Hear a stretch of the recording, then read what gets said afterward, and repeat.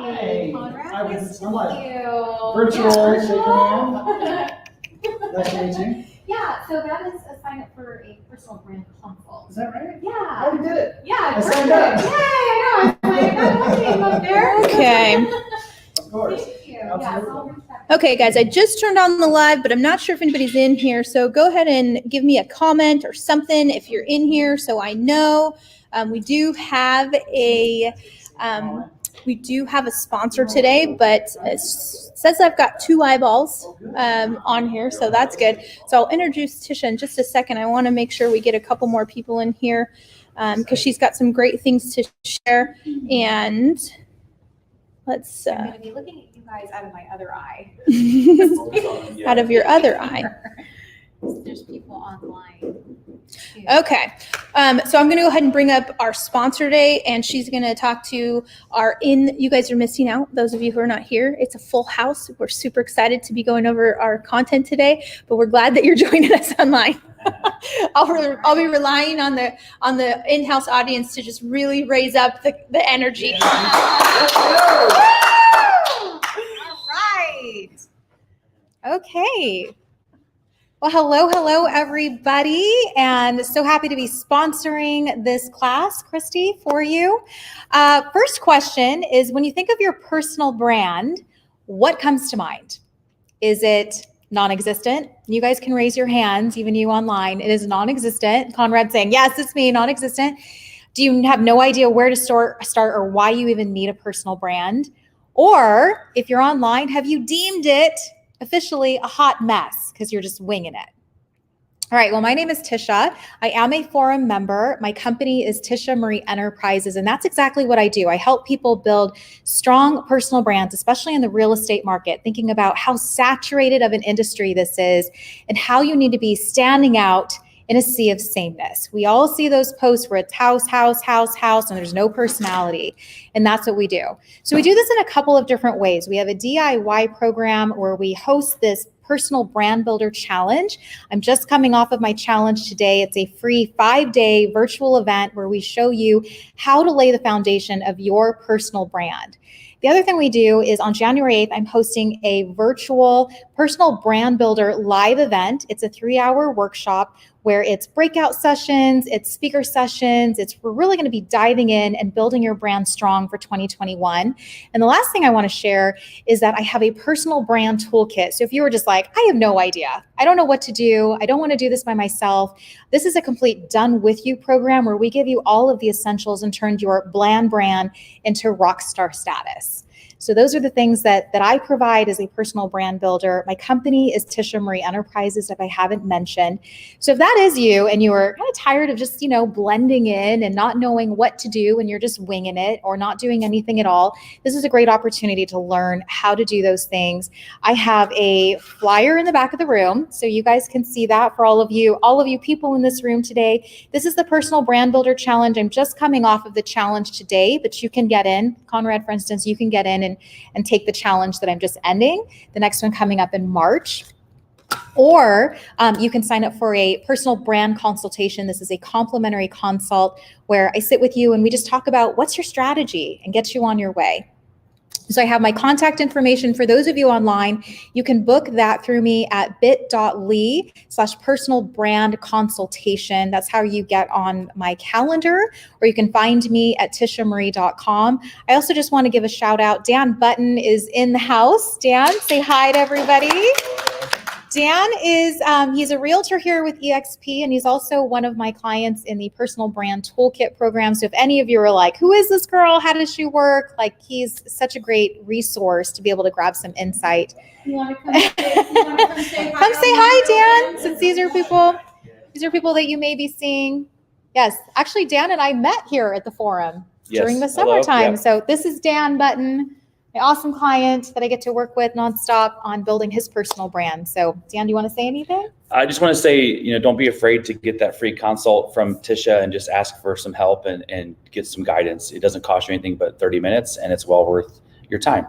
All right. Thank you, Dan. You're welcome. Thanks, Dan. And Dan will be in the orange room if you guys have any questions for him. I'm going to just give a couple of flyers and so forth, but I think we're good to go. And thank you guys for having me today. And it's been a pleasure sponsoring this class. And happy holidays. Happy holidays to everybody online.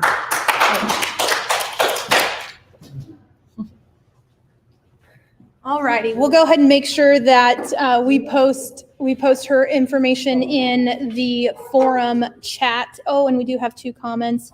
Good morning, good morning. Okay, so people are coming in, which is awesome, to the live, and I'll go ahead and share my screen now.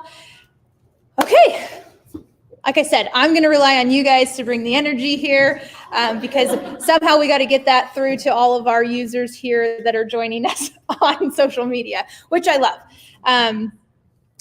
When I first got into the business, it was kind of funny because it was like, oh, a business plan. And I had remembered like doing business plans in my entrepreneurial class and different things like that. So what my idea of a business plan was and what I actually ended up doing in real estate was completely different. But the one thing that I do remember is that I went through all this trouble to make a business plan that I didn't look at for the rest of the year. And so that's my goal today, is that you guys will have actionable. I'm so glad computers, if you guys at your, obviously you're on a device of some sort, but I will be sharing a link to the tools that we're going to use during the class today. The goal is that you leave with at least a 90-day actionable plan. I like working in 90-day blocks because it's not as overwhelming, right? Like trying to plan out an entire year is almost suffocating. So I like to work in 90-day blocks. Plus it's very scalable and repeatable. There are 4 quarters, 3 months in each quarter, 90 days. So anything that you want, but also like, can I just put a little chime in there? Why are we working right now, December, whatever, 12th, what is today? The 11th, December 11th. Why are we working in December when everybody else in the industry is not? Because we need money. Someone says because we need money. I'm going to go to the comments. Comment, why are we working? Is it because I'm going to get a paycheck on Friday for the work that I do right now? Future business, right? Everything we do right now, guys, when are we going to get paid for it? 3 months. 60 to 90 days from now. Every once in a while we get that cash buyer, that's going to close right away, or we get the listing that gets a cash buyer that closes right away. But for the most part, all of the business that we do comes in 30, 60, 90-day cycles. And as a realtor, it's very difficult to keep that in mind when you want to just kind of, relax and just kind of cruise. But guys, this is where your momentum is gained, because I will tell you that most of the industry is already doing that. Like, it's ridiculous. The agents that we have to work with, right? I know it's not you guys because you're here personally developing your business, but we work with a lot of agents that just they're going to just take off. And so my name's Kristi Jencks. I think I mentioned that. Those are my social handles. And I am the team leader and head coach at the Big Helper Realty Group. And before that, before EXP, we were with Revelation for all of my career. So I've only been at 2 brokerages, at Revelation and at EXP. And I've loved every single minute of it. So part of the reasons I teach these classes is because I'm super passionate about giving back to my real estate community. And you can partner with me in a couple different ways. So we have an EXP mastermind that we run on Fridays, and we're always looking for agents who want to work on our team. So you can learn more about our team at thebighelperrealtygroup.com. And of course, it's always, private consultation type thing. Even if you're curious, should I join a team or should I not join a team? I challenge you to reach out, because I believe in transparency. And I'll just say, yeah, a team's not for you, right? I want to partner with people that want to be in a team environment and do that kind of stuff. So we have a lot of fun things that we do on our team, and we're always looking to help people. So let's jump in. Before we can start planning for 2021, I want us to start thinking about, what does my business look like right now? Okay, so I want you to write down on your paper. I see you guys got notes.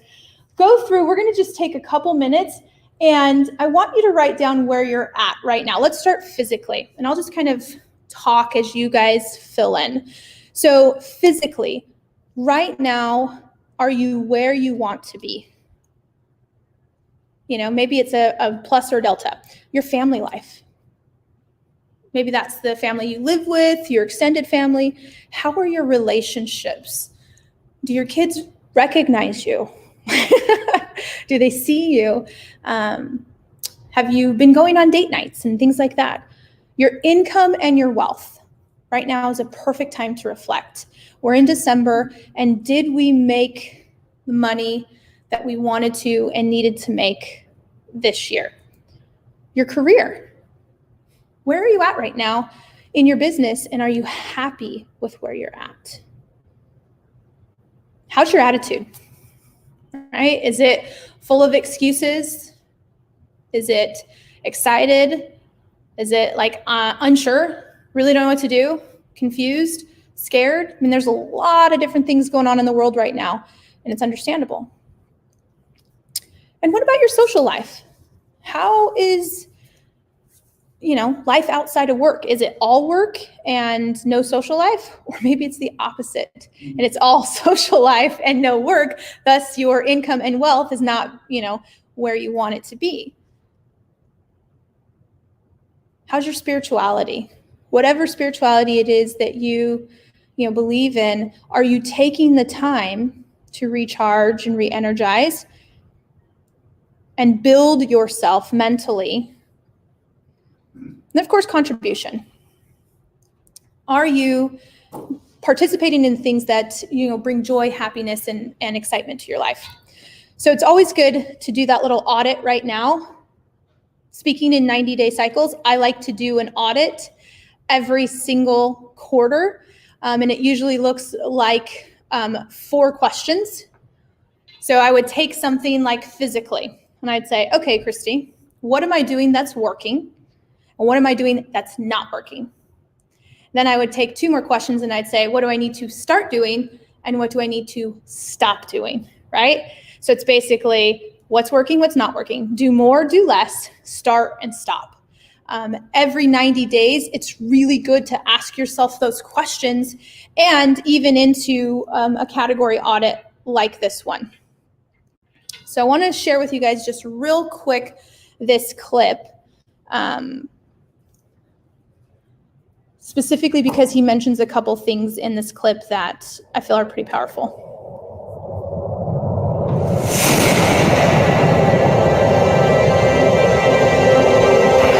What I'd like you to do right now, I want you to think about your dream, because I'm in a room full of dreamers. Think about your dream right now. I want you to think about it and envision it. Dreams without goals are just dreams. I set pretty high goals for myself. What are my goals for the short term? What are my goals for the long term?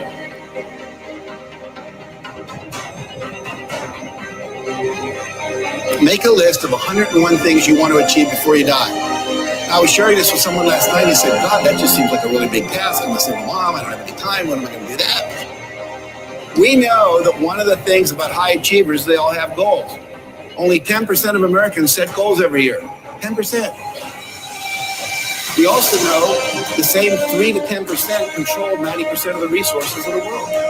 So literally, without goals, you're directionless. You will be used. See, people without goals get used by other people who have them. People that don't have goals work for people who do.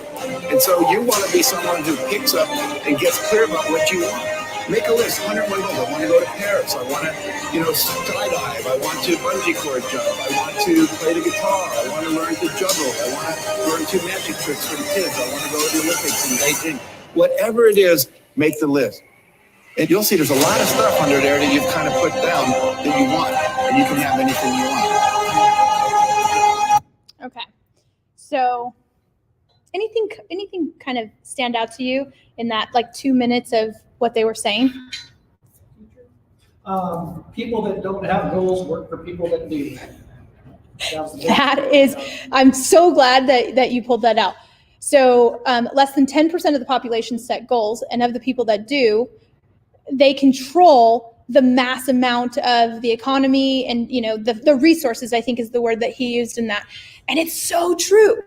If you don't have goals, you're going to go end up working for someone who has goals because they're getting their crap together, right? I do a lot of book reviews, and the name of my show is Getting Your Crap Together with Kristi.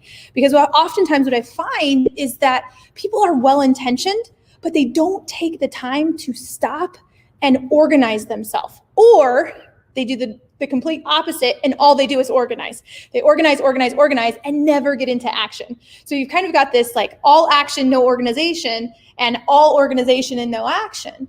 But it starts with setting your intentions. And that's why you guys are here today. We're going to make some declarations. We're going to start by making some decisions on what we want 2021 to look like. Right? Like, what do we want? When you're sitting in December of next year, you can say, hey, I did that. And you can feel good. And, they often say, shoot for the moon. And even if you fall, you fail, you'll get to the stars. There is a lot of power in just setting these crazy goals. I was working with an agent yesterday, and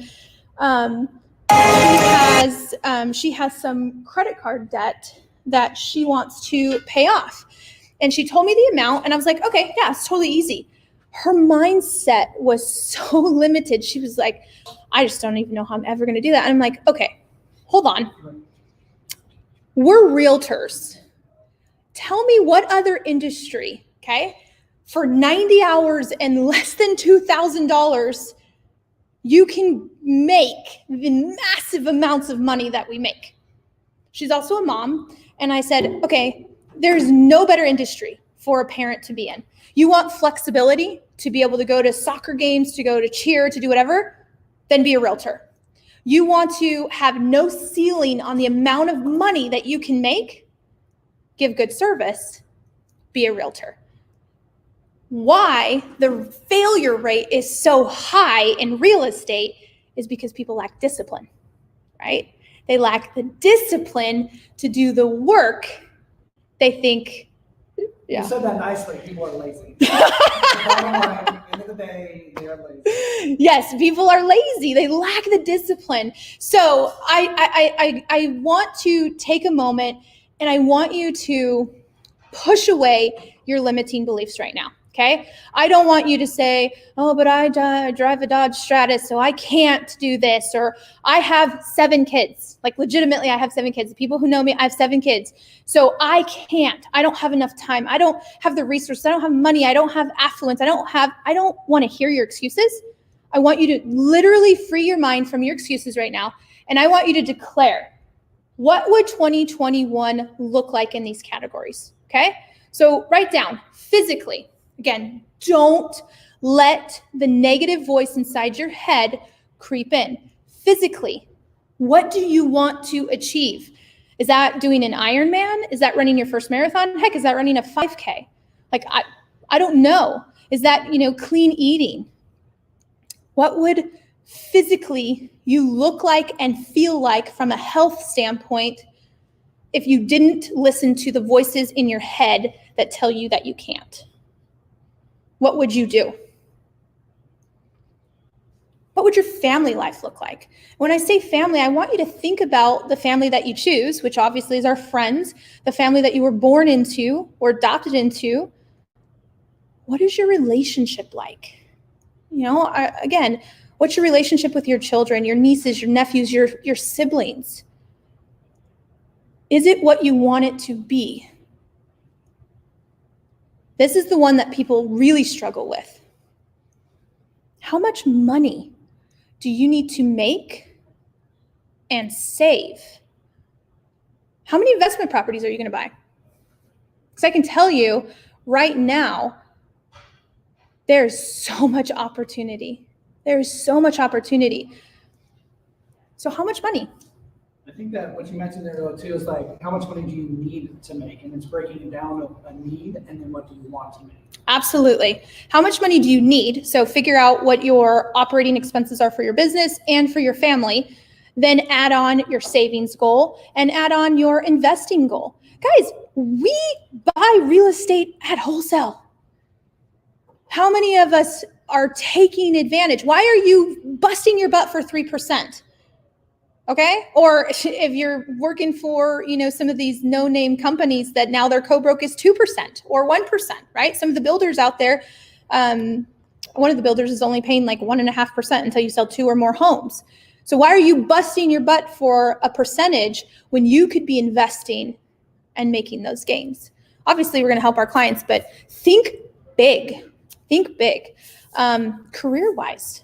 Right? Is there a title that you're going after, right? We were talking about, before class started, we were talking a little bit about love languages, but, are you trying to get the president's circle? If you're with EXP, are you trying to become an icon agent, right? Icon agent, earn back all the money that you've given to EXP and more. By the way, if you haven't looked at the stocks today for EXP, it's bananas. It's pretty awesome. So what does your career look like? What training have you taken? Do you have a new designation, right? What are the achievements that you're looking to do in your career and not your job, right? Like if this isn't just a job, this is what we choose and get to do. Then looking at this time next year, how's your attitude? Are you excited about life? Are you dreading the next year? Are you dreading having to figure out how you're going to pay your taxes? Are you dreading the holidays because you're in conflict with everybody? Do you have a growth mindset and realize you have so much untapped potential? What's your social life? Did you have a social life? Did you have fun? Did you, this year, obviously, we didn't vacation, but did you plan the things that speak? Actually, that's not true. I have several friends that vacation. They just didn't fly and go to different countries, but they found other ways to have fun. And maybe that's just hiking, right? Or car shows or whatever, right? Of course, spiritually, are you at peace? I think that's what's really important, that because this job is very stressful, right? It's very, very stressful. Also, all of these handouts are at, let me post this link real quick. So for the people online, I thought I had a slide in here, but I might have forgot to put it in. So at bighelpertraining.com, it'll ask for your name and your email. That's so that I can send you all of the resources.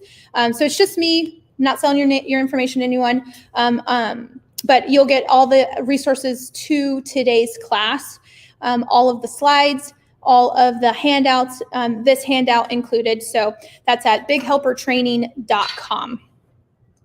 Okay, so let's talk a little bit. We're going to actually get into, I'm dyslexic, so this backwards moving my mouse the opposite direction, it's messing with my brain.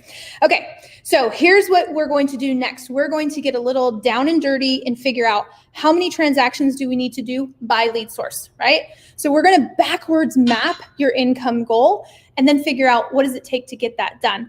We're going to figure out how much sales volume by side, buyer, seller, and then what's your commission split and net. What are we going to net? Because that's important, right?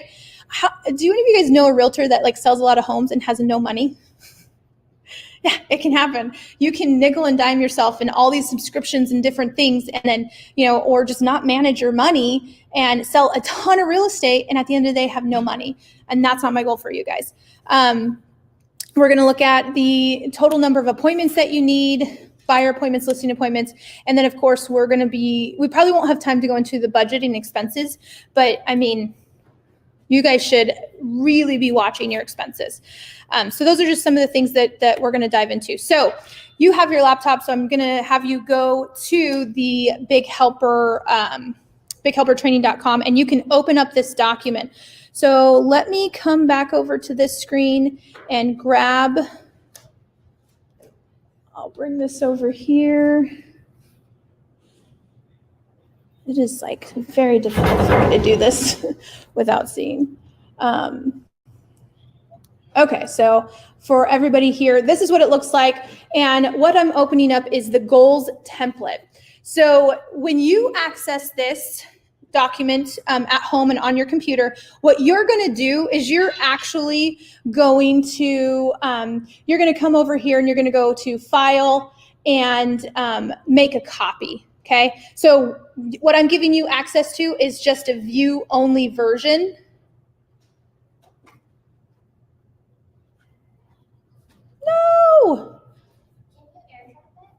Yes, I can airdrop it. Let me just test the URL right up here. Is it Big Helper Training, Kelsey? Did I mess that up? Big Helper Training.com. BIGHELPER training.com. It'll take you here. But then does it take you to a bad place? Because if that doesn't work, then that's where my link is wrong. I'm just making sure. Oh, it worked this time. Okay, and then you can come down here and Sorry. no worries, and you just grab a class, and then it takes you here. You come right here to business planning, and now you are able to click on that top link. Here, let me click on this one. The top link is this one right here, which is the goals template sheet, which we're going to be working off of. So again, with the goals template sheet, and all of that was for naught because I'm sharing the wrong screen. Oh, stop screen share. I want to screen a specific tab, which is this one. Okay, yay. Now the audience can see what we're looking at. Okay, so that's why I said this is interactive. So what you're going to do is you're going to go to File and make a copy. So that way you can do it. If you don't have your computer, that's fine. Just follow along. It's very easy to do. So I am actually going to work off of the, I'm going to make a copy of this, and we're going to go ahead and do this together and build this out. So I believe in being very practical. I could say, yes, I want to net $1 million, but if I don't know how to get there, it's really, really hard, right? Like I've got to know how to get there. So on this document, you're going to see a couple things. We're going to go over prospecting goals. Then you'll be able to map out your prospecting hours and your closing goal per month. And then down here are just some lead sources. Again, you'll be able to edit this and put in your own lead sources if you work specific lead source that I don't work or something like that. So when you get a minute, you'll go through, and I want you to put in your business for 2020. Where did it come from? This is really, really important part because I mentioned I work in 90-day cycles, and I ask myself, what do I need to start doing? What's working? I need to do more of that. What's not working? I need to do less of that. What do I need to start and what do I need to stop? So looking at your lead sources, if you are spending money on social media ads and you haven't set any appointments and haven't closed any business, your ROI is not very good. And so we're going to need to change our strategy. So with any lead source, you want to go back and you want to look at if it's working. So a lot of agents that I work and coach, the majority of their business comes from their past client, repeat, and referral, or also known as their sphere or center of influence, which is fantastic. That is one of the most amazing lead sources, and that shows that you give really good service and you have a system to follow up. And if you don't, I do teach a class on that, so keep an eye on the calendar for the database management system that I teach. But that's why we need to know, right? So where did my business come from this year? And is there any opportunity to improve upon that lead source? Would you guys be surprised? Well, let me just ask. We'll do a little pop quiz. How many lead sources, or we call them lead pillars on our team, how many lead sources or pillars do you think that the top agents have in the top teams? 2 to 3. 2 to 3? What do you think? Not sure. That's okay. It's actually at least 10. It's crazy. I like to coach to at least 4. And we call them the core 4. And the core 4 would be open houses, which is a great lead source because it's very inexpensive. It's sweat equity, right? Online leads. Online leads can be any source. That can be social media, if you pay for Zillow, right? Like, I'm not going to get into the Zillow fight with you. Online leads, you have to have an online presence because people will Google you. And, you know, it's super important. So open houses, online leads, a geographical farm or a demographic farm. But what that means is like an intended place that you're trying to get business. And then, of course, your database. Where I see a lot of agents fall short and not get the business that they want is they only work their database, or they only work their database in their open house. So I keep mentioning that I coach. The reason that's important is I'm a Tom Ferry coach. So I coach for Tom Ferry International. So I have coaching clients all over the United States and in Canada. And one of the things that I found this year in particular with the agents that I coach is that if they only had 1 or 2 lead pillars, this year really jacked them up, okay? Because in California, you can't do open houses, like legitimately. Now, we have found very innovative ways to do open houses through COVID-19 and through the pandemic. But get this, in New York, like this is crazy, and I hope I don't offend anybody. I'll probably get hate mail later. In New York, you're not allowed to call for sale by owners. You're not allowed to call expired listings. You're not allowed to circle prospect, door knock, or open house. Legitimately. They're in a state of emergency and they're not allowed to do that. And I respect that, right? Like, I get it. You know, people can't go into work, so maybe they start working or they're freaking out and they don't want to, you know, state of frenzy. But if your whole business is built on open houses and you can't do open houses, this isn't theoretical, guys. Like, this happened to many of the agents in our industry this year. So I want you guys to pick at least 4 lead pillars, and I'm going to urge you to get 5, 6 if you can. Will you repeat the 4 lead pillars, please? Absolutely. So the 4 lead pillars that I always encourage agents to start with is 1, in no particular order, because I'm going to do it in a different order than I said the first time. The first one, database, meaning your past clients, your center of influence, your sphere, your friends, right? And a good starting place for that is to get to 100 people. So a lot of people are going to be like, I just moved here, I don't know anybody. And I'm going to say, and get to 100 people. One of the agents that work for the brokerage that I absolutely adore, his name's Ruben. And I remember when I first got into the business, he came to a class like this and he talked about, he was so committed to being successful that he would hand out business cards at the gas station. Like, every time he got gas, he would hand out a business card. I don't know about you, but that's some commitment, right? So if your database is less than 100, I'm going to encourage you to get it to 100 as quickly as possible and start working those people in a very specific, scalable fashion. So database, online leads of any source. There are over 45 referral networks that you do not have to pay up front. They give you leads, you pay when you close. Yes, it sucks to pay a referral fee, but I'd rather get a slice of a watermelon than nothing, right? When it comes, because you're not paying for the lead up front. So just to name a few, like Estately is a referral fee. So they'll send you buyer leads and seller leads. And if you can get them under contract, then you pay at closing a 35% referral fee. So again, does it stink? Yes, but I'm going to take that person and turn them from an Estately lead into my past client, who's then going to refer me and build this massive referral tree of ongoing revenue. So that's my take on the referral fee, is that I'm willing to pay it because I'm so good at retaining my clients that they will use me to sell and buy, and they will refer me. You should have that same confidence. So online leads, database, a geographic farm. And a geographic farm does not have to start with mailing. So don't think, oh my gosh, that's so expensive. There is a sweat equity way to do geographic farming. You can even do it digitally.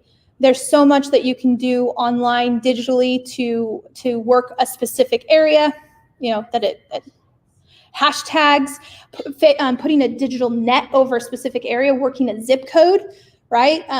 Oh my gosh, yes. With Facebook and Google, you can do a lot with that. So the core 4, open houses was the last one, and doing open houses and being creative, so several of my friends are doing appointment only open houses in California. So it's still an open house, but you have to schedule an appointment. And they're doing it completely a touchless experience, which is awesome because people register like real email addresses. Imagine that, getting real email addresses and phone numbers at open houses, right? So there's a lot of opportunity there. Okay, so at least those core 4. Someone on Facebook also said 4. So a couple ideas. You've got, of course, cold calling, which is circle prospecting, for sell by owners, expired listings, door knocking, and build a completely new lead source by maybe business to business. Have a networking group, right? Have a networking group. There's just get creative, like legitimately get creative. But the most important thing is that you have more than 4. So if something ever happens to one source of your business, like say you move to another area and now you no longer have a past client and sphere, you can still know how to generate. Okay, so let's go up to the top of this document and let's just work it out. So the first question, so what is it, 4B? The first question you want to ask yourself is, how much time am I going to spend calling my database? I will also say that it could be calling, texting, direct messaging, private messaging, but not email, okay? This section is to elicit a two-way conversation. So the question is, how many hours a week am I going to spend working my database to get appointments and to have conversations? Most people, I put around 1 to 2. So I'll be conservative and I'm going to put 1 hour. So let's say I spend, because it's only one of my lead sources, I spend 1 hour a week, and it may not be enough. We'll see that when we run the numbers. 1 hour a week working my database. Now, database calls tend to be a little bit longer. This is why it's so important that you guys track your numbers, is that I know that I can get between 4 and 5 conversations in an hour when I'm calling my database. And my database consists of my past client, repeat, referral, family, friends, anybody like that, not leads. I'm not talking about leads from open houses. We're talking about the database.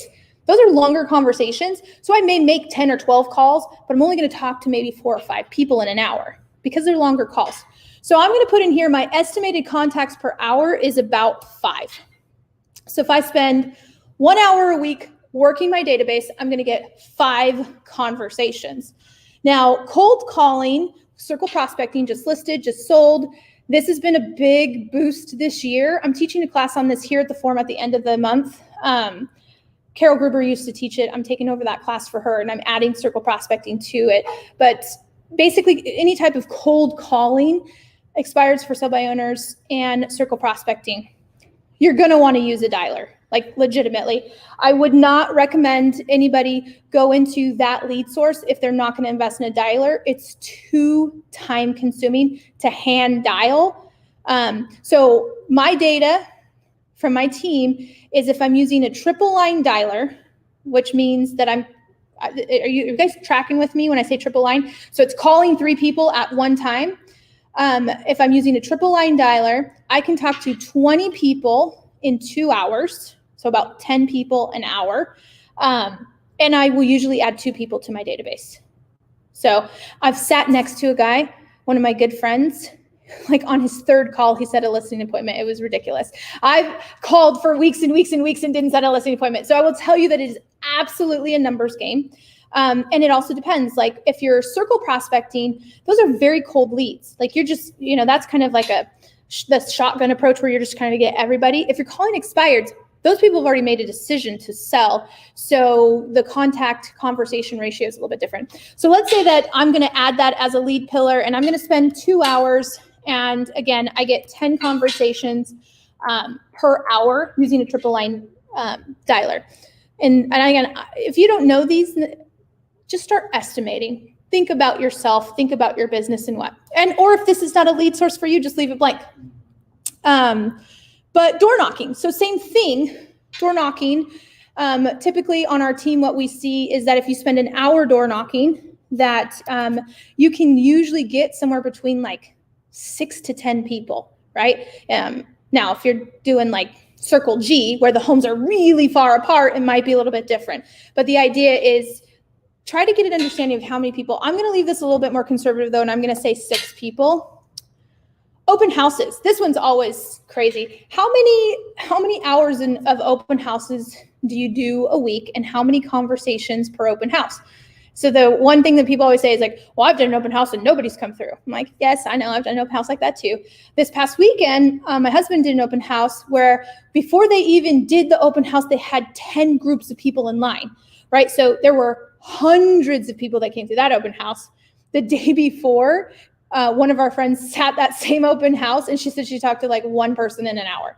So you just want to average this. And typically I say for every hour, you're probably going to get 2 groups of people or 2, right?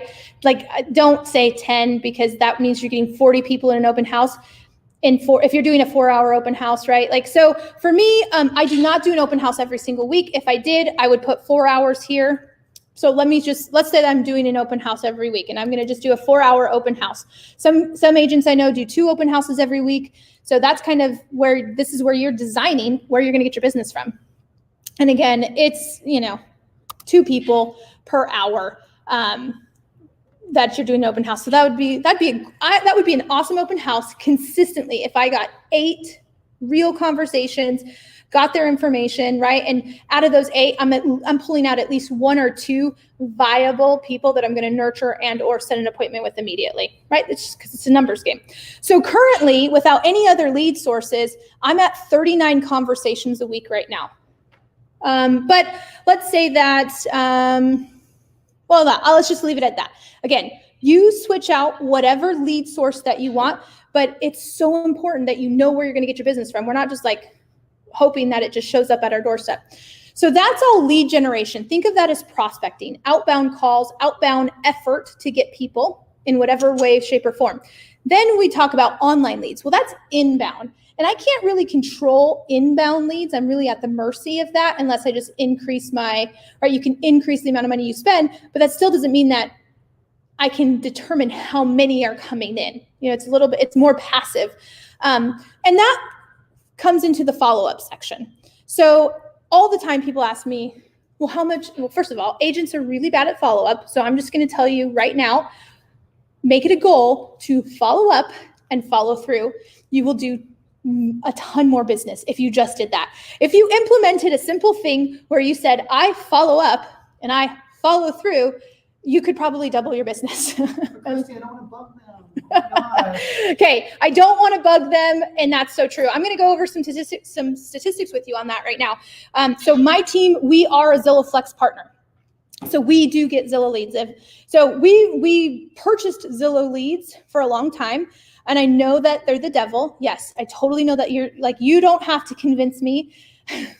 This is being recorded and it is on the internet, so great. But I know that it's the devil. And again, I've already told you my philosophy. I'm willing to pay a little bit because I'm going to turn that one person into, here's a perfect example. We got a Zillow Flex lead from a client, and we currently have 5 of her family members under contract plus her. I'm only paying the referral fee on 1.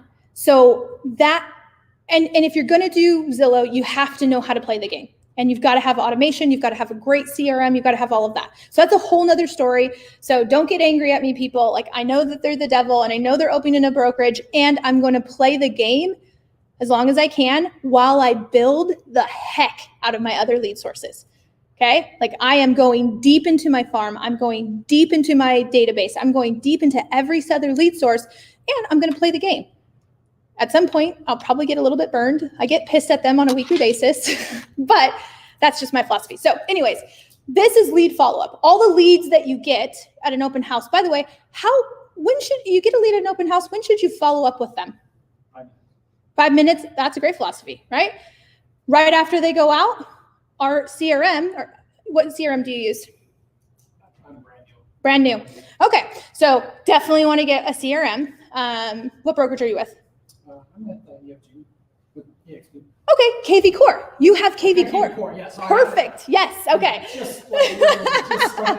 I love it. Okay, so KV Core is absolutely amazing. You can set it up that actually with open houses with KV Core, they can actually sign in, and then you already have the lead in there. And when you have the lead source open house, you can set them up on an automatic campaign. So again, you're just doing your open house, working the open house. KV Core, beautiful automation, sends them, thank you so much for stopping by our open house. Do you have any feedback for the seller?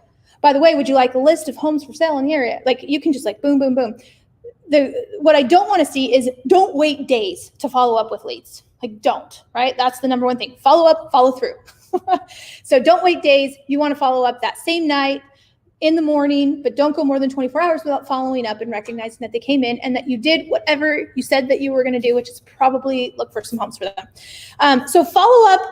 If you're early in your career, you're not going to have a ton of follow-up, right? Like you're going to be spending way more time on this upper section, lead gen, and your follow-up's going to be really small. For most agents, you need to be doing at least 4 to 5 hours a week, right? We call it an hour of power. And that's, mainly consists around following up with leads, following up. And follow-up calls go something like this. If there are internet leads, you're going to make 25 calls and you're going to talk to 2 people, right? If people don't answer their phone. So you want to have a multi-channel approach. Let your CRM handle all of the email through automation. You just text and you call, try to get a hold of them as much as you can. But again, the conversation ratio on here is right around 5. Like when you're doing lead follow-up, you're probably not going to talk to more than 5 people. You're going to make a ton of calls. That's why honestly, it's why agents get burnt out and they stop doing what they're supposed to do, is because they're like, oh, I called like 20 people and nobody answered. And I'm like, yes, and keep doing it, right? Like we get to make an astronomical amount of money. We just have to put in a little bit of effort and discipline. It's like, Go ahead. as far as like the dial outs of getting to call 20 and being like, yeah, I don't want to dial anymore. I'm not going to use the phone. But it's like the more dial outs you make, the closer you're getting to that person answering. So you need to focus on, I've gotten this many, someone's about to answer. It's a numbers game. It's absolutely a numbers game. So if the audience online didn't hear what he said, is the more dial outs that you make, the closer you're getting to the appointment, right? Which we're going to talk about your number here in a second, which is perfect. So currently I'm sitting at 64 conversations a week. I don't know if that's going to be enough or not for my income goal. So let's just keep going and I'll tell you. So next I need to decide what my average sales price. On our team, our average sales price is $327. We sell in Santan, we sell in Maricopa, we sell in Chandler Gilbert, Queen Creek, right? So if you're just like Chandler, it's probably in the 4s, right? Like the low 4s. Same thing. If you're in Queen Creek, it's probably 350-ish. If you're in Santan, it's probably 250. Although I could not find more than like 5 properties under 300,000 in Santan.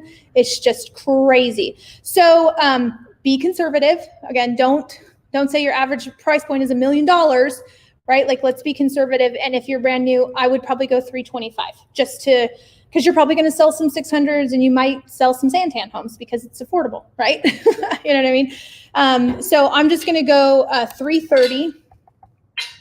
And this is asking, how many weeks am I going to work? So this is assuming 48 weeks. I'm taking a month off. And if it's going to be less than that, again, be realistic, right? Are you going to take more than 4 weeks off? Okay, put it in here. You can take more time off. You just have to plan it. But I'm going to go ahead and leave this at 48 weeks. So that puts me at 3,072 conversations for the year. And here's where you are going to have some fun and it's going to really blow your mind. So now we have to figure out, what is your conversation per sale number? Meaning, how many conversations do I have to get an escrow? It really depends on your lead source. So if you're working your database exclusively, your number is going to be lower. But if you're a brand new agent, your skills might not be as good. So you're going to be somewhere between 40 and 60 if you're just working your database. So between 40 and 60 people, every 40 to 60 people you talk to, you're going to get a new escrow. That's like rough, okay? When you start to add open houses and colder lead sources, that number goes up, and that's okay. You can always adjust for it by skill, right? Just get better at converting. It also depends on the individual. So I get where you're going with the numbers. Mm-hmm. And this is why I track my number. When I first started in real estate, my number was 100. I knew, and here's the funny thing, Angela Fazio was my coach. And so she was track your numbers. And so it was so cool when I finally figured out what my number was, and it was like 100. And I told her, I remember on our coaching call, I was like, Angela, every 100 people I talk to, I get a paycheck. And to your point, when I'm making those calls and it just sucks, I knew, I'm at 68. only this much more until I get to 100. And then I know it's a numbers game. We're in a contact sport, right? The more people we talk to, the more opportunity you have. And that's where most agents go wrong, is they just don't talk to enough people. So I would say on here, be conservative. If you're a newer agent, even if you've got great skills, you just have to talk to a lot of people to get those conversations to flow, to get to an appointment, and appointments lead to, contracts lead to closing. So I would just put here, let's start at 120. Let's say that I'm 120 conversations. Here's where the math gets super fun. I'm at 120 conversations per sale based on what I'm willing to do. So that's 5, 9, 10, 13. 13 hours of lead follow-up and lead generation means that I will sell 26 homes, and that's about 8.4 million in volume, and I'm going to make 211,000 in gross commission income. And this is based on a 2.5%. So I was conservative here because some pay 3, some pay 2.5. So I just did 2.5 to be, again, I'd rather be conservative than overinflate my numbers. I'd rather work harder and be pleasantly surprised than not work hard enough and be frustrated. So that's pretty cool. I don't know. What do you guys think? It's 13 hours of lead generation. It doesn't include my appointments, but it includes all of my lead generation and all of my follow-up. Now, again, I'm a mom of 7. So do I have enough time? Again, I get rid of all my excuses. But let's say that I know with everything that's going on, I can't do that. So the only way I can change, and let's say that 211 isn't enough, because this doesn't, I could come in here and minus my cap, right? Take my cap out, and then take out my expenses. What are my monthly expenses? So then I know what my net is. I do encourage you guys to do that. Go in, add to this document, take out your cap, take out your expenses so that you know what you're dealing with and if it's enough. But here's what's cool. Let's say that I just got a little bit better. Let's say that I just, only had to talk to 110 people. So that's 26 units, 211,000. Now I'm making 230,000, and I'm selling more, but I'm not increasing my hours that I'm working, right? I didn't increase my hours. I'm still working 13 hours. I just got better skills. So this is my plug, that if you're not currently role playing, start role playing, start practicing scripts. I know it sucks. It's super uncomfortable, but it's how you get better. It's how you learn how to dance. And the conversation is a dance that you play. Mostly just be a good person, and I'm sure you'll be fine. Don't be a sleaze bag, and you'll be fine. Be a good person, do good customer service, and you'll be fine. So you'll go through and you do this. I'm pretty happy with this, but I'll go back and say that I'm 120 and that I am going to work 13 hours. If you're not happy with this number, the only way you can change that is to increase the amount of hours that you're going to prospect, get better conversion, or increase your price point, right? You just increase your price point. But this is how now I know, I know what it's going to take to make 211,000. It's going to take me 13 hours. And of that 13 hours, 8 hours is lead gen. I'm lead generating for at least 8 hours. Now, because I'm going to track my numbers, by the end of January, if it's not 120, I got to go back to the drawing board. That's why I wanted you guys to come to this class and to use this, is so that you can see, what is it really going to take? Your business plan is not something that you design and then don't look at again. I want you tracking your numbers and coming back and saying, hey, great news. I'm actually at 78 people, per appointment, and then, X amount of appointments per sale. So this is designed for you to come back, tweak, and change. But let's also then throw in a hiccup. And let's say that, well, heck, guess what, Kristi, Jencks? Chandler School District decided they're no longer going to allow in-person school. So you're going to have to homeschool an entire school at your house and sell homes. That happened, right? That happened to me this year. So am I going to be able to do all this prospecting? Maybe not. Maybe my schedule's going to change. What would I would do? I'd come back to my business plan and say, hey, this is my reality. My reality is I've got too many kids and I'm supposed to be their teacher now, and I've got to figure out how to make this work. I'm probably going to have to take out some time and change things up. So from here, where we go next is we have to get this into a schedule, right? This is all fine and dandy. We know the numbers, but we've got to get into a schedule. So now I want you to open up a calendar. I'm just going to pull up a random calendar. from the resources, actually. Oh, I did this last time. I stopped sharing, but I want you to pull up a calendar. So that way you have, and I'm going to share with you just a couple ideas around calendaring and how to make all of that work.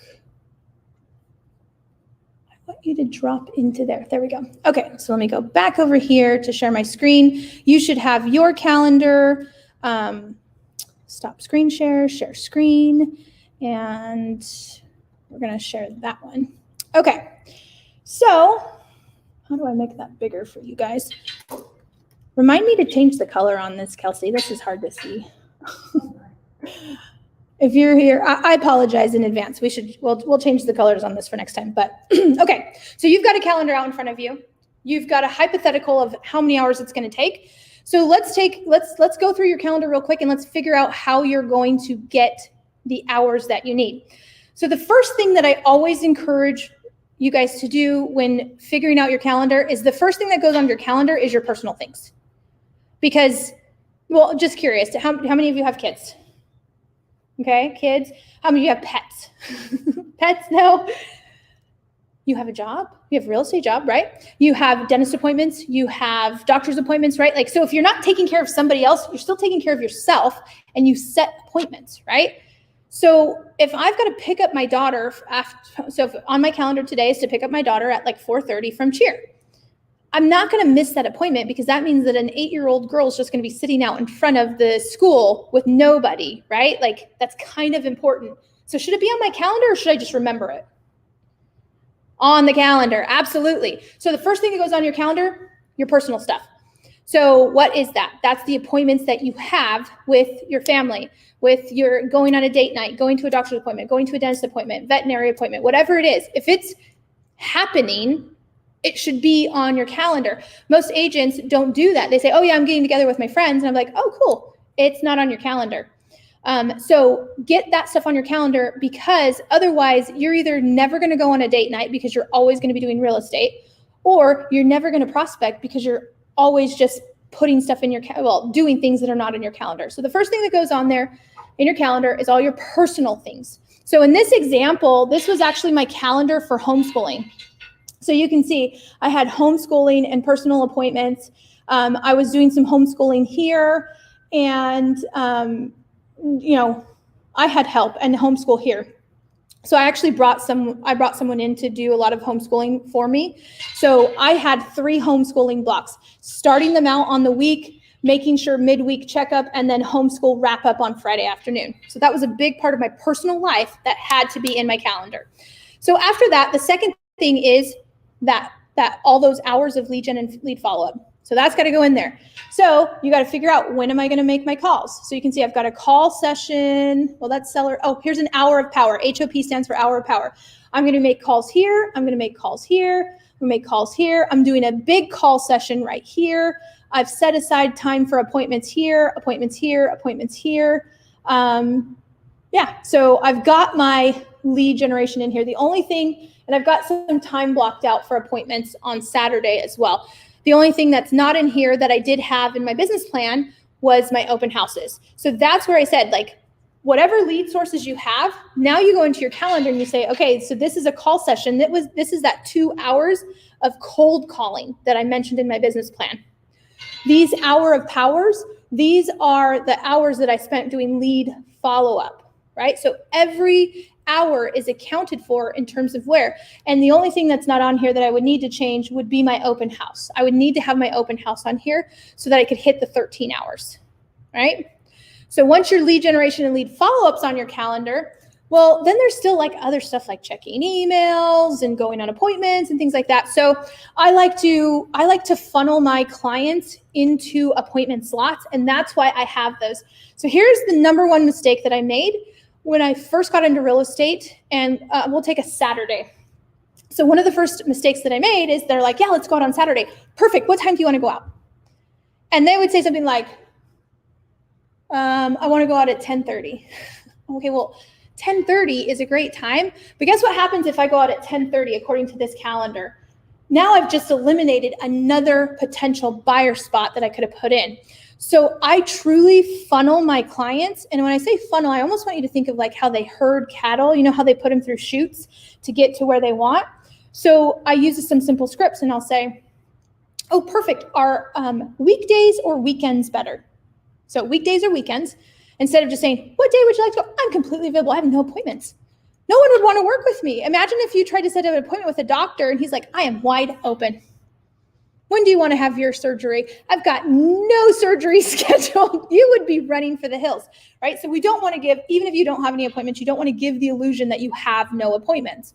You want to say, okay, so weekdays or weekends, which one's better? And then if you don't work Sunday, don't offer Sunday, right? Whatever it is, weekdays or weekends, perfect. Afternoons or evenings. Notice I don't schedule appointments in the morning at all. Like mornings are just strictly for me. The only time I deviate from that is if it's planned because I have an out-of-state client coming in that you know is working on a condensed search schedule. And even then, I won't schedule before 9. Right? So I still get a semblance of my morning and I'll start at 9. So, but that's rare. Most of the time I'm able to kind of funnel people in. So I'll say, okay, perfect. Afternoons or evenings. Oh, evenings are perfect. Okay. Well, I do have a 3 o'clock or a 4, or let's see, I have a 2 o'clock or a 3 o'clock. Which one would be better? You know, so I'm going to give them some options and I'm going to funnel them to where I want. It's the illusion of choice, right? It's the illusion of choice. I'm still getting them to where I want them. And it's not like, because here's what happens is if someone asked you what time, you would think about when you have time. You don't know my obligations. You don't know I've got to pick up my daughter at 4:30 from cheer, right? So that's why I need to control your options, right? I need to control. So for him, I'd be like, perfect, afternoons or evenings. He says evenings. Okay. Oh, perfect. So I do have a time slot tomorrow, or I could do 6 o'clock tonight, or we could do tomorrow at 4. Which one would be better? Right? You had something to say. Well, it's because it's he who controls the call, controls the outcome. Mm-hmm. And it's not so much of a call as even in person. So Yep. You're making sure that even though you're funneling and you're making it good for you, you're also controlling them and they're not controlling you because all of a sudden they're going to run ragged. Well, and think of how disappointed you'd be like, oh, can we go out today at 4:30? Because I said, yeah, when do you want to go? Today at 4:30. Oh man, I'm so sorry. And then you say, okay, how about tomorrow at 10?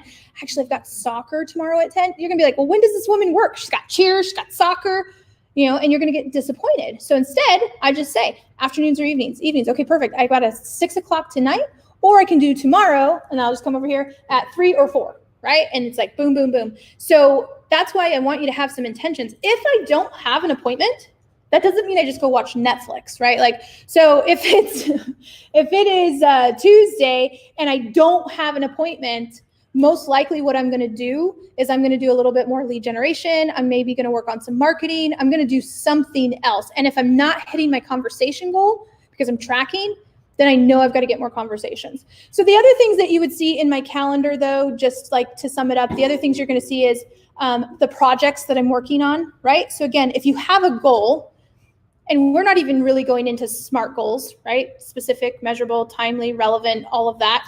How you set goals. I'm just like, we're not even going there because that's a great class too. But if I want to achieve something, it's got to be on my calendar. So that's what I really want you guys to internalize is that don't just write it out. Take the next step and put it on your calendar. Otherwise, it's just a procrastination list. Because that's what's going to happen is it's going to go from your to-do list is just going to keep going on and on and on from day to day. So take your to-do list and put it into your calendar. The likelihood that it'll get done greatly increases. Okay, so that is that. Let me see if I close this down. I think this is my slide. Yeah, calendar. Perfect. Okay, so we're switching gears a little bit, and I know that's not nearly enough time, but this is just to get your juices flowing for when you sit down and really internalize the numbers. Get your budget out, do all of that. So let's talk about how do we build these lead sources and what does it look like? And that kind of is where we switch gears and let's talk about lead pillars. And I'm going to give you some hypotheticals. Again, you don't have to choose these lead pillars, but I just want to give you some ideas of how you can develop these lead pillars. And I just want you to keep in mind, what is your brand, And actually it was so cool. Tish was here talking about, your brand. Let's make sure that you're not being that secret agent. Let's make sure that your voice is being heard, that you are developing your mind and growing and learning. And of course that you're coming from a good place, right? There are unfortunately some bad agents out there, and they give all of us bad names, which is why I literally had a client tell me, well, I just think real estate is a sleazy industry. And I was like, okay, well, I find that really offensive because I am not sleazy. And my goal is to put out those agents out of business, right? Like that's my goal. So make sure you're following through and you follow up and you do what you say you're going to do. And then obviously have a smile on your face because that just makes it better. So let's take, this is an example. I'm going to take you guys through one lead source and how you can develop a plan. Again, I like to work in 90-day cycles. So we're going to start thinking like macro for the year, and then we're going to go micro and put it into a quarter and into a month. So the lead source, and by the way, again, all these resources are on that page. You can get these templates and do that. So the lead source or the lead pillar is past clients, current clients, center of influence. That's what that stands for. Past client, current client, center of influence. And we're going to do 40 from that. I just put that down there. So let's talk about the marketing plan. And these are all examples that we'll go over. So the marketing plan, that's you doing things. Okay, not lead generation, but it's you doing things. So what's in here for my past clients? Well, I'm going to do a newsletter. Right? So I'm going to do an email newsletter. Email is the channel that I'm choosing to communicate. And the marketing is the email. So it's an email, and I don't do weekly. I do monthly, but that's just me. So you've got to decide how many times should you reach out to your database annually? In my opinion, it is like at least 12. Sometimes I think it's too much if you do more than that, right? Like it just gets a lot. But again, you know your tribe, you know your people, so you kind of figure that out. For me, it's 12, so I do one a month, and it's an email that comes out, and mine is a video-based email. It has a market update, and it's got something funny because I just like to bring humor into everything. So that's one channel of marketing. The next channel that I'm choosing to do is a Google Display Network. So I'm going to do Google Display Ads, which just means that I am basically targeting my database. You can take your database and upload it to Facebook or upload it to Google and create a custom audience that you can then run your ads to. Why is that important? Because let's say that your friends are thinking of getting a new build and they're seeing all these Lennar or Toll Brothers ads and they're just gonna pop by. Right? Well, that's happened to almost every agent that they say, we didn't mean to buy a home, we just stopped by, and then you can't represent them, and that totally stinks. But if they're seeing you everywhere, they're like, oh my gosh, Kristi, you're all over the internet. They're going to call me, and they're also going to know because I've called them at a minimum 4 times a year, and they see my reminders, and it says, if you're thinking about a new build, contact me because I know the best deals, and I know who has homes available, right? Like I've already taught them, don't go into a new build. So Google Display Ads is one. Organic social. So another channel is going to be social media, and it's just going to be organic, what I post daily, what I'm sharing, all the silly stories. I do something called Mom Buck Mondays on my Instagram. I go live and I share all the stupid things that my kids did during the week that are hilarious. And, that's just me being me, sharing stuff. And people, I think they like it.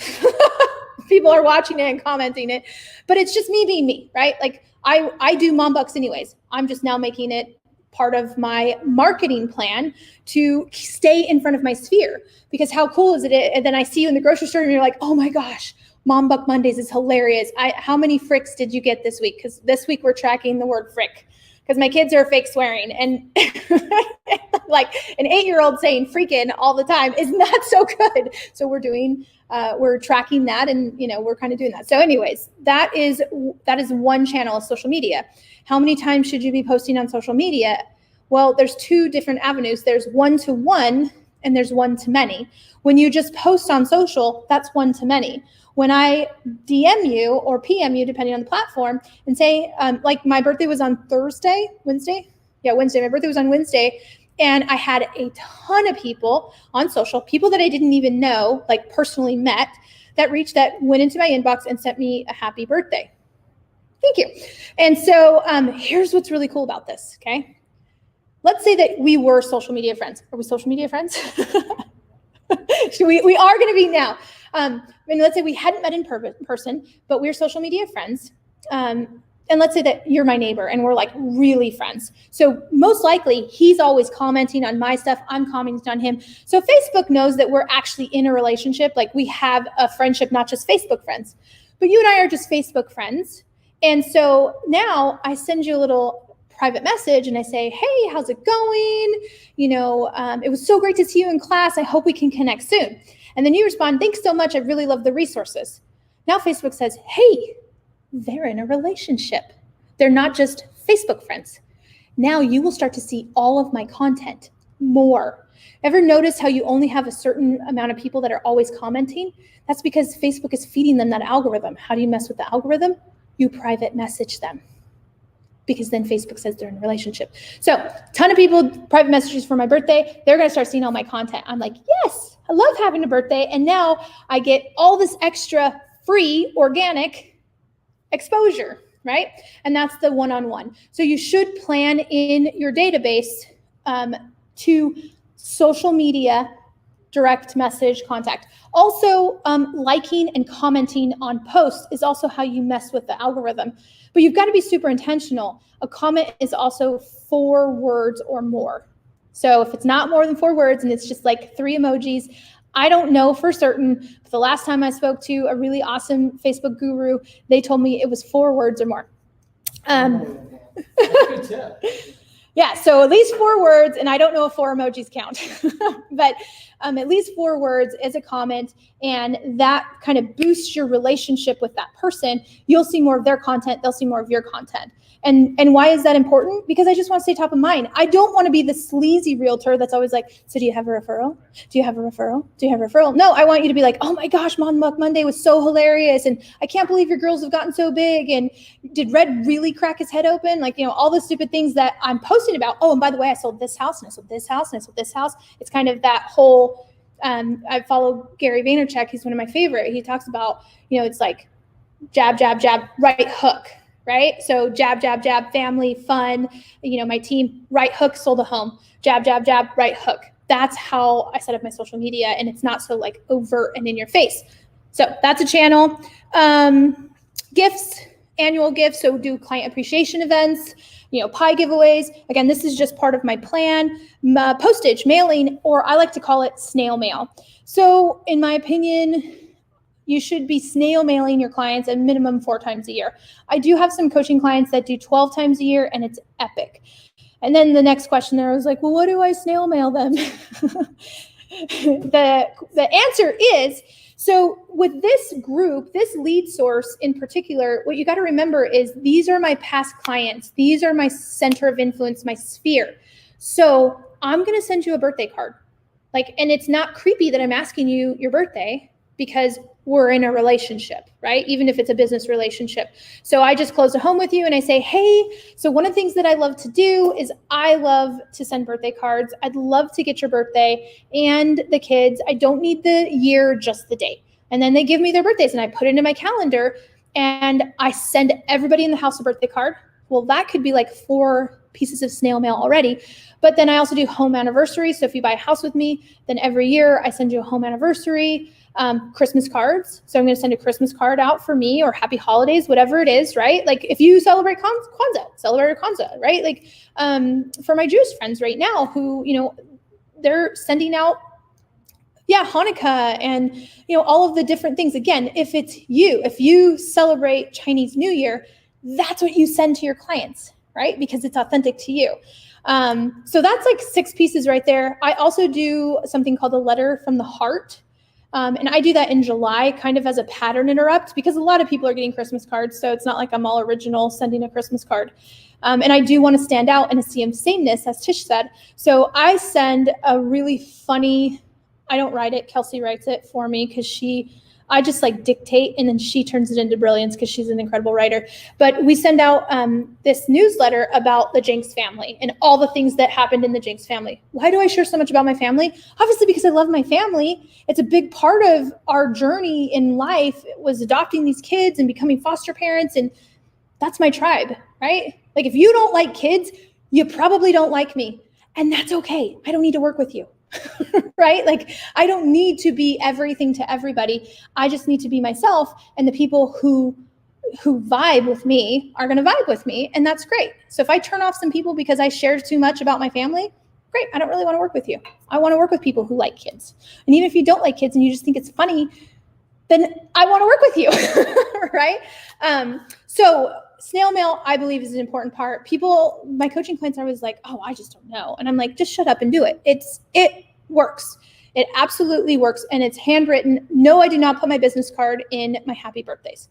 So I don't put my business card in my happy birthdays. It's just, I buy them on bulk in Amazon, and I just, hey, have a great birthday. I hope you get to eat something yummy and your family spoils you, right? Love the Jencks, or take care, the Jencks. And I send that out. Some people send, like Magnus Title sent me a birthday card, and it had a scratcher in it, which is totally cool. And I did the scratcher. I have no idea how it works, so I've got to take it to the gas station to see if I won. But I don't do scratchers, so it's not authentic to me. But if you do scratchers and you think it's fun, heck yeah. I remember every year I was with Revelation, Chuck and Angela would send me a scratcher on my anniversary of the year that I got into real estate with them. Totally fun and such a great, unique touch, right? So that's snail mail and cards and notes. If they own a home, you should be doing a CMA or a market analysis, right? That should be happening at a minimum 4 times a year. At a minimum, it's in your schedule. Let's say you didn't sell them the home. Let's say you're new in business, but you've got 40 friends that all own homes. Guess what? Do CMAs for them. And then this is what you tell them. You say, hey, I've got this crazy question. So my business coach gave me a challenge, and I've got to do 40 market reports by the end of the year. So could you do me a big favor? Would you just let me run the market numbers on your home? There's no obligation. Just let me do it. So that way, my business coach doesn't get mad, right? So I'm your business coach, and I'm challenging you guys to do a market report for every single person that you know that owns a home, and then do it every quarter until they hire you to sell their home. Yep, CMA. I like to call it an equity update. Do it for your neighbors. Anybody that you want to work with. If you don't like your neighbor, don't do it for your neighbor, unless you're trying to get them to move. But everybody that you know that owns a home, who cares if you didn't sell them the home? People want to know what their home is worth. That's why Zillow is in business, because they tell people what their home is worth. And you and I all know that the Zestimate is wrong. Okay, so it's the craziest thing, but people want to know. So those are different channels. So when you're thinking marketing, I want you to be thinking online, snail mail, email, calling, all of that. Now in lead generation or prospecting down here, you can see I've got my calls and my voicemails quarterly. So my prospecting plan for my database is I'm going to call quarterly, and then I'm going to do social media, direct messages, private messages semi-annually. Right? My networking, I'm going to make sure that I'm doing my Facebook group. Maybe I'm doing giveaways or have a VIP group. I'm going to be commenting socially on social media. When we can do events again, we're doing events. We're having parties. I'm just being active in this group of people. Zoom happy hours, that kind of stuff. And the follow-up plan is just repeated communication. Okay? So that's one example. Let's look at agent to agents. We did not put that in there, but guys, there is a massive mass exodus from California and Oregon, and you should make some friends in those states because they're moving here, whether you like it or not. Oregon.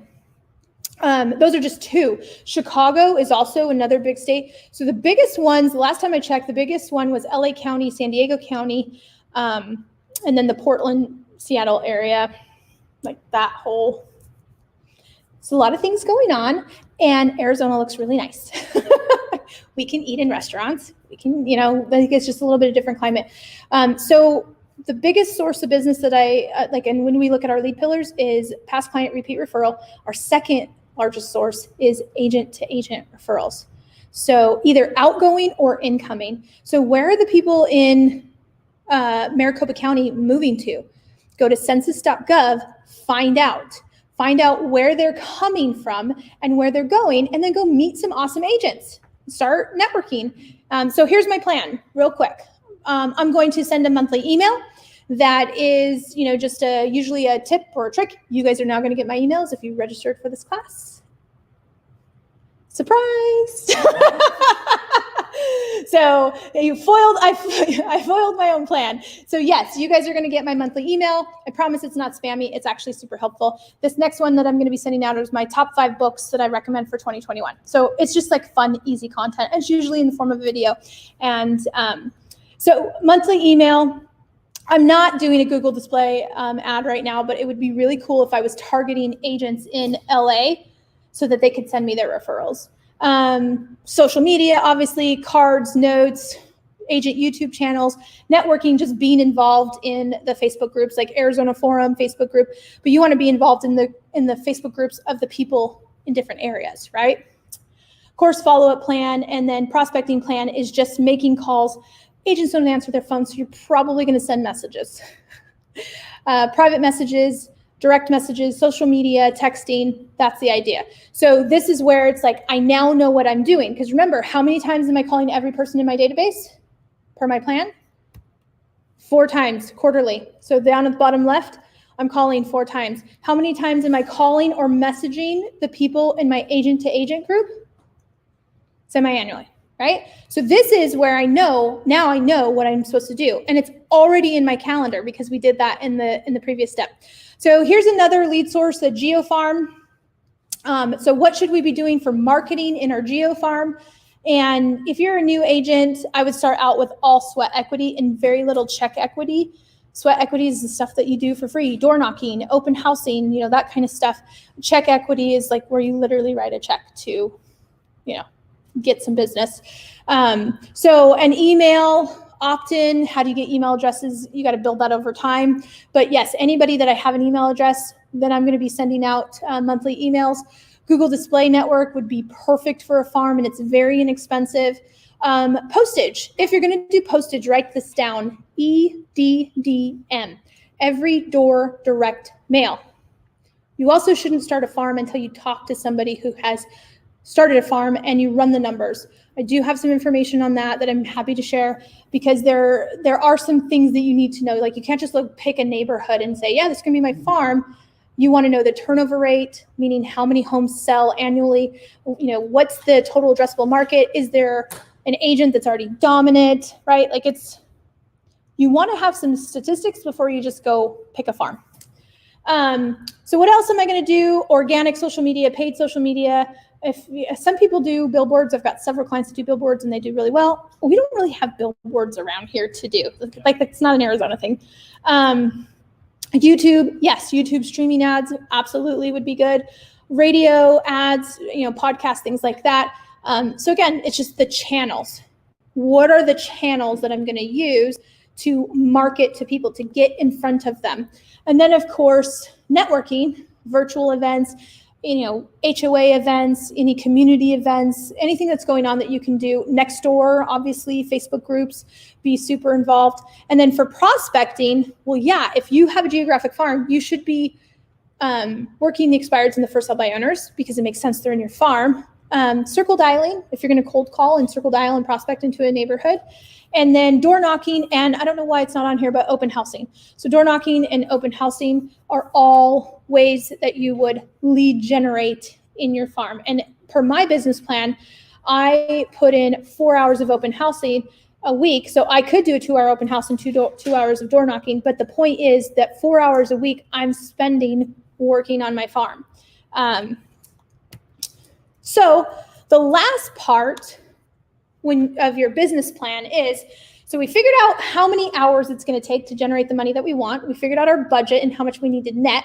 So do I need to increase my prospecting hours? Do I need to work on my conversion rate? Do I need to increase my price point? Right? There's only a couple things I can do to get that net amount that I want.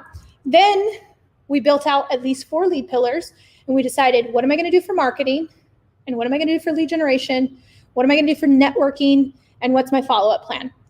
Follow-up plan takes place in your CRM, that's going to save you tons and tons and tons of time. So now you might say, okay, well, I've got a gap, right? Let's say that he wants to start a farm. He's a brand new agent. It's like, I've got a gap. I put together this awesome business plan. I know how many hours it's going to take. And I want to do a geographic farm, but I don't have a farm. Well, so that's where we have a project now. So he has a project. And one of the first things would be determine the geographic farm, right? So the first thing is I need to determine my geographic farm. So what will I do then by when, and what's the priority, right? So one of his Q1, and actually he would start this now, it would be a 2020 Q4 project, is he's going to determine the geographic farm, which means he's got to figure out, where he wants to work. Does he want to work his neighborhood? Maybe he wants to work his neighborhood. So he runs the numbers, he figures out how many total homes and then how many homes sold that year. So what's the turnover rate? It needs to be over 6%. Does it make sense? Is there a dominant agent in the market? So he's got to do that. Then he's got to decide if he's going to do mailers. He doesn't know, so he's got to look into EDDM. This is a project, right? Like, it's not just going to present itself. So you're going to have projects for all of this. And maybe his goal is that by Q2, he's doing mailers. So in Q1, he's just really understanding the market data. He's understanding the layout of the community, and he's prepping all of the marketing pieces. But it's still a project. And your projects, if they're not in your business plan, so maybe by Q3 is when he's going to do some client event, right? So for his database, he's going to do a client event at his house, right? Like, or something like that. That would be a project. And so that's why we say, what will I do, by when, and how important is it? Because you're going to be pulled in a lot of different directions. In the beginning, you just spend a lot of time lead generating. Then all of a sudden you get to a point where you're going on all these appointments and everything else falls aside. And that's where most agents have that roller coaster business of money, no money, money, no money. So everything that we've gone over today is in bowling, right? I'm trying to put up some guardrails so you don't have a gutter ball every quarter or every month. And really, if you just plan out Q1 right now for 4 lead pillars, think how refreshing it's going to be when January hits and you already know. Like, you're like, okay, let's go. Because in January, I'm calling these 50 people. I'm snail mailing these 50 people. Like, say it's your database. I'm calling these 50 people. I'm snail mailing these people. And then I'm going to set up 3 lunch appointments and 2 dinner appointments, right? And then for my farm, I'm doing 4 open houses. And I'm door knocking this flyer, which is did you know that the X neighborhood in average appreciation rate was X, right? So you're just like, you go into January liberated because you already know what you're doing. And then the same thing for February. You're like, sweet, I called all those people. So now February, I'm on to the next group because I call all of my database quarterly. So the projects don't go out too far. We're just looking at Q1. What do you need to do to get into place, right? If you don't have a farm, then, maybe January is really spent developing the marketing pieces for February and March and kind of finalizing the rest of the stuff, your brand, your logo. But you've always got to get those lead generation in there. So one of my favorite quotes is by Jim Rohn. And my kids hate this because I say it all the time, all the time. Oh, really? If you really want to do something, you'll find a way. And if you don't, you'll find an excuse. Whatever number is kind of rattling around in your head or that you wrote down when I told you to kick out the negative thoughts of what you could actually achieve, like whatever that number is financially, whatever vision you have of yourself for 2021, you will find a way or you'll find an excuse. Like, it's legitimately how it's going to happen. And I've seen it. Even this year, people think, it's 2020 has been a wash for real estate agents. Most of my clients are having their best year ever. Everybody on my team has increased their production from last year to this year. So it does matter your circumstances, but you'll either find a way or you're finding an excuse. Like my friend who said, if I have to pass out business cards at the gas station, I'm that committed. I'm not just interested in making it in real estate. Because I'll tell you what, there's been a lot of people that have been interested, and that's why the failure rate in real estate is so high. Don't be interested. be committed.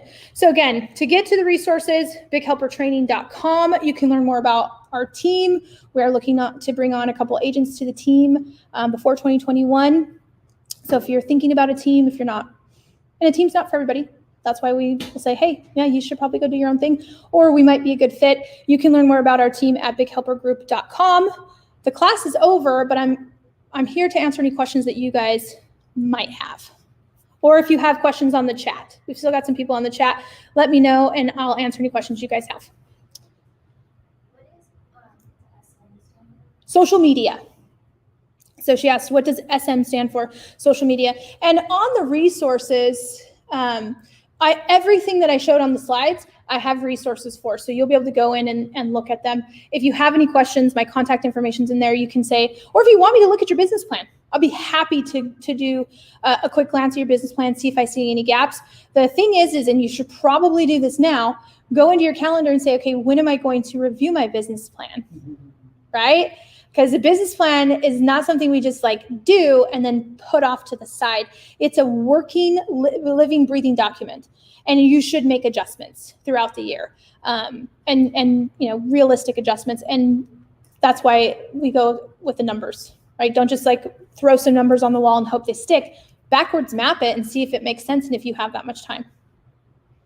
So awesome. Well, I appreciate you guys coming. I'm going to go ahead and end the broadcast. Oh, I promised Tish that I would put her little card. So on that personal branding, let me unshare and we'll go big. So Tish's information is right here on personal branding. So you can make sure to check out her information. Don't be a secret agent. Get out there and work. Have a great day.